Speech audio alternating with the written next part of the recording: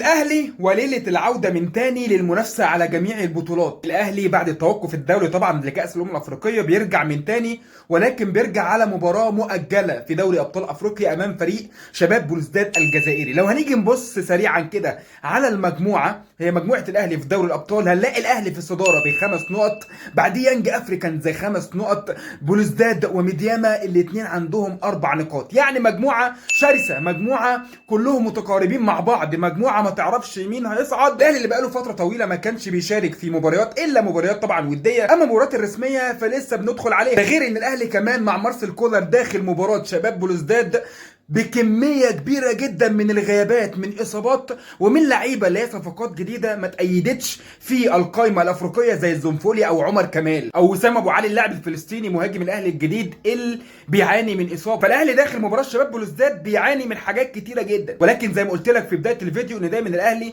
بيتحدى اي سيناريوهات واي صعوبات قدامه. ولكن لو سريعا كده هنقول التشكيله المناسبه او التشكيله المتوقعه للاهلي امام شباب بلوزداد، هنقول مصطفى شوبير في حراسه المرمى، من اليمين للشمال هاني، 2 سردباكات منعم طبعا وياسر ابراهيم، ناحيه الشمال هيكون علي معلول، 3 في نص الملعب بقى، وفي غيابات طبعا زي اليو ديانج وزي كوكا، ولكن مروان عطيه متواجد، امام عاشور متواجد، وانا برشح ان السوليه هيبقى متواجد معاهم كمان. فالسوليه ومروان عطيه وامام عاشور قدامهم دول الثلاثي اللي في خط الوسط الانسب من وجهه نظري. طبعا في موجود قفشه، ولكن هل مين هيبقى متواجد، السوليه ولا قفشه؟ اما الثلاثي الهجوم ومع غياب بيرسيتاو، حسين الشحات هاف ليفت وهاف رايت، هيبقى طبعا رضا سليم او طاهر على حسب الجاهزيه مين افضل. اما اللي يقود هجوم النادي الاهلي مودست او ولا كهربا، من وجهه نظري والانسب هيبقى كهربا، ولكن هنشوف مارسيل كولر هيدي مين الافضليه في بدايه المباراه. فدي التشكيله اللي من وجهه نظري انا اللي شايفها انسب للاهلي امام شباب بلوزداد. الاهلي بقى يخلص نفسه بدري بدري كده في دوري الابطال ويصعد مستريح للادوار الاقصائيه بدل السيناريوهات المجنونه اللي دايما بتشوفها مع الاهلي. ولكن الاهلاويه يقولوا لي لا يا عم احنا بنتفائل دايما